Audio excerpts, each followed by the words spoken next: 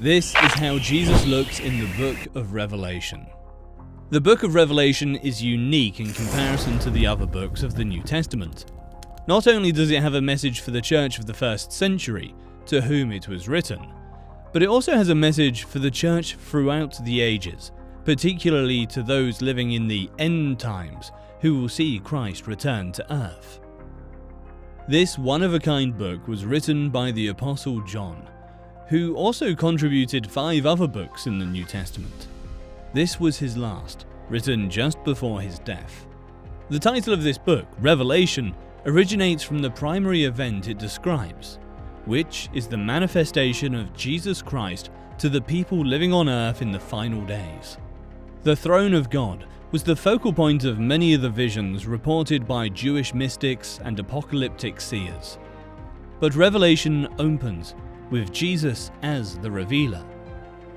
John was to document the things that he had seen.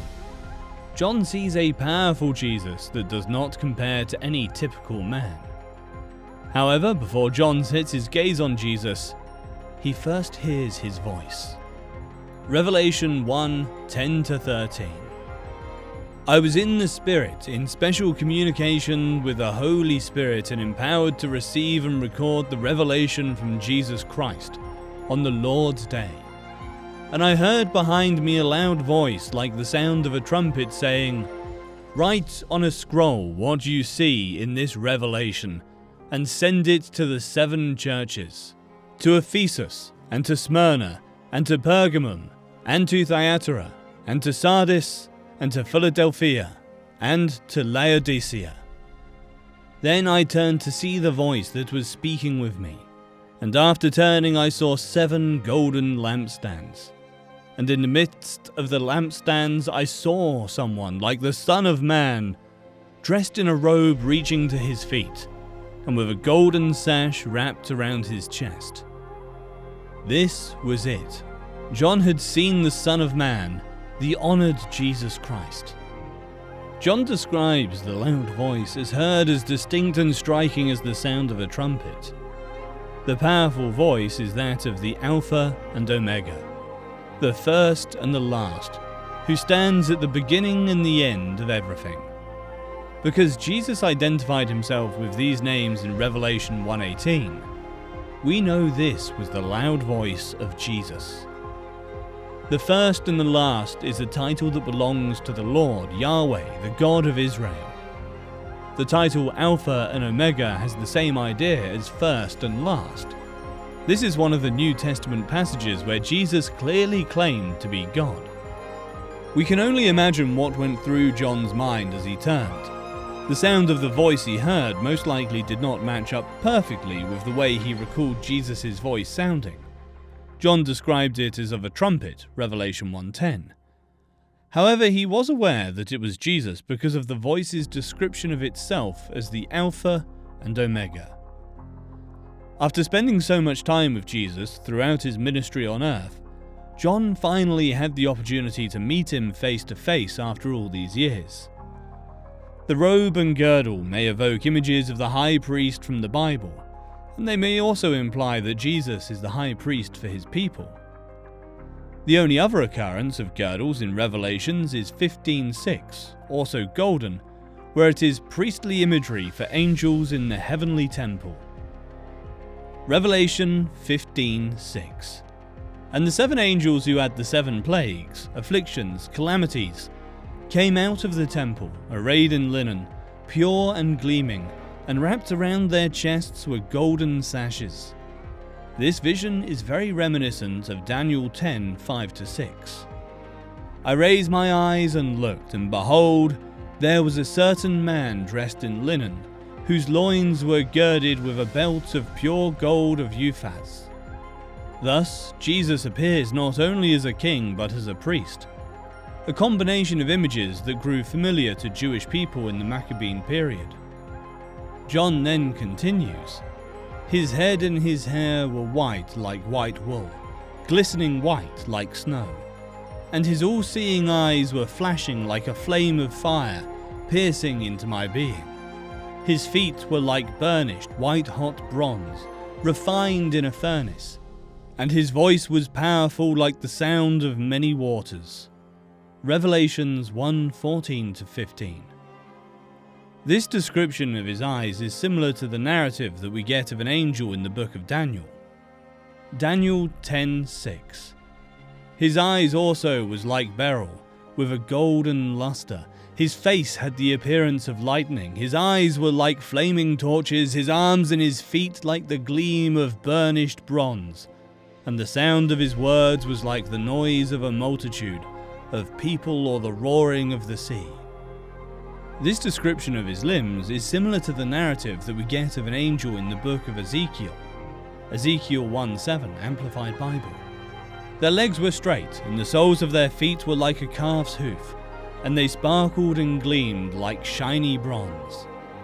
The angelic characteristics that appear in John's visions of Jesus do not bring him down to the same level as angels. Rather, they most likely serve to emphasize Jesus' immense grandeur.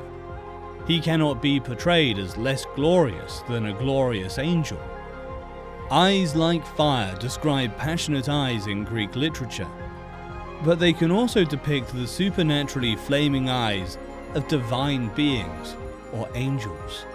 Glowing metal may also depict God's glory in Ezekiel 1:27. Ezekiel 1:27. Now upward from that which appeared to be his waist, I saw something like glowing metal that looked like it was filled with fire all around it. And downward from that which appeared to be his waist, I saw something like fire, and there was a brightness and a remarkable radiance, like a halo around him. Yet other features suggest that while John portrays Jesus' glory as no less than that of an angel, it is certainly more than that of an angel. Ezekiel 43:2.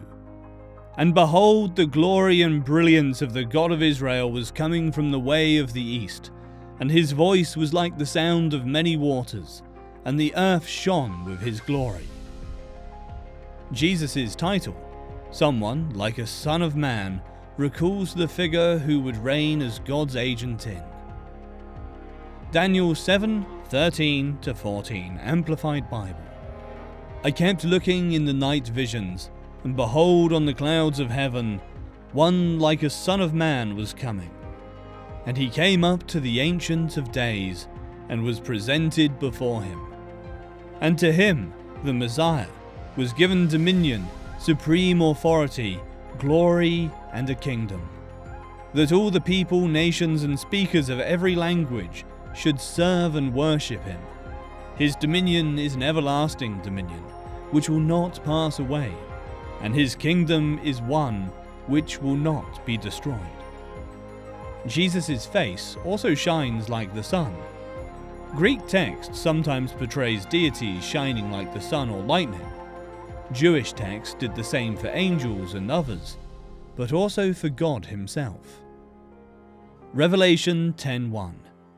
Then I saw another mighty angel coming down from heaven, clothed in a cloud with a rainbow halo over his head, and his face was like the sun, and his feet, legs, were like columns of fire. John then continues in Revelation 1:16. In his right hand he held 7 stars, and from his mouth came a sharp 2-edged sword of judgment, and his face, reflecting his majesty and the Shekinah glory, was like the sun shining in all its power at midday. Other deities were portrayed as bearing swords, but this image is an allusion to Isaiah 11:4. Isaiah 11:4-5, Amplified Bible. But with righteousness and justice he will judge the poor, and decide with fairness for the downtrodden of the earth. And he shall strike the earth with the rod of his mouth, and with the breath of his lips he shall slay the wicked. And righteousness will be the belt around his loins, and faithfulness the belt around his waist. Revelation 1:17. When I saw him, I fell at his feet as though dead, and he placed his right hand on me and said, Do not be afraid. I am the first and the last, absolute deity, the Son of God. Even though John was an apostle, he had known Jesus while he was on earth. He was overcome with wonder after seeing this incredible vision. Even the 3 years that John lived on the earth with Jesus did not adequately prepare him for the moment when Jesus appeared to him in his heavenly majesty. In that moment, John realized the divine power and majesty Jesus gave up while living on earth. Philippians 2:7, Amplified Bible. But emptied himself without renouncing or diminishing his deity, but only temporarily giving up the outward expression of divine equality and his rightful dignity, by assuming the form of a bondservant and being made in the likeness of men, he became completely human, but was without sin, being fully God and fully man. At this moment, John knew what a miracle it was that Jesus could shield his glory and authority while he walked this earth. Revelation 1:18. And the ever-living one, living in and beyond all time and space, I died, but see, I am alive forevermore, and I have the keys of absolute control and victory over death and of Hades, the realm of the dead. First, Jesus brought John some solace by touching him compassionately. Perhaps the touch of Jesus felt more familiar than the appearance of Jesus. Then Jesus said to John, "Do not be afraid." John had no reason to be afraid because he was in the presence of Jesus, who clearly identified himself to John with 3 titles. Jesus is the first and the last, the God of all eternity, Lord of eternity past and eternity future. Jesus is the one who lives, and was dead, and is alive forevermore. He possesses resurrection, credentials, and lives to never die again. The victory that Jesus achieved over sin and death was eternal. He didn't rise from the dead just to die again. Jesus is the only one who possesses the key to Hades and death. Some believe that the devil has the authority of power to decide who lives and who dies. They are obviously mistaken, because only Jesus has the keys to Hades and death. Revelation 1:19. So write the things which you have seen in the vision, and the things which are now happening, and the things which will take place after these things. John is told to write about the past, present, and future. This means that Jesus asked John to write down everything he saw in his vision of the glorious heavenly Jesus. Jesus instructed John to write about the things that were happening in his day, namely the things that pertain to the 7 churches that were located in Asia. We also read, the things which will take place after this.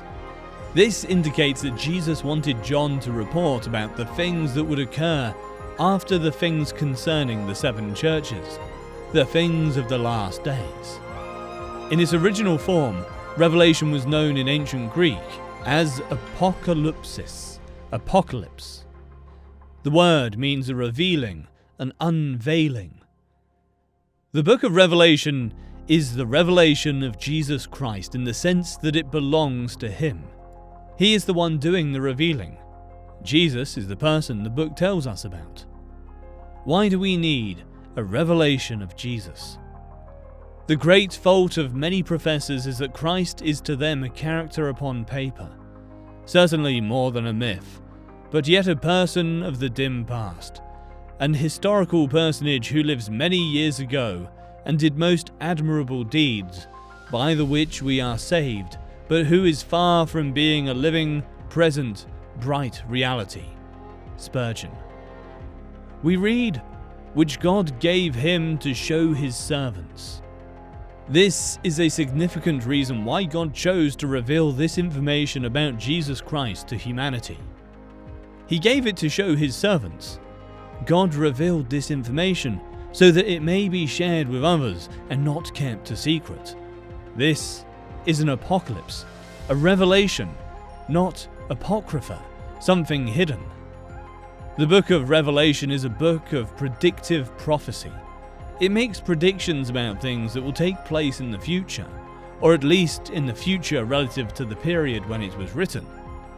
Although not all prophecy may be considered predictive, it is abundantly evident that this prophetic text is. Some would say that we should not be concerned with prophecy, that it is a frivolous exercise.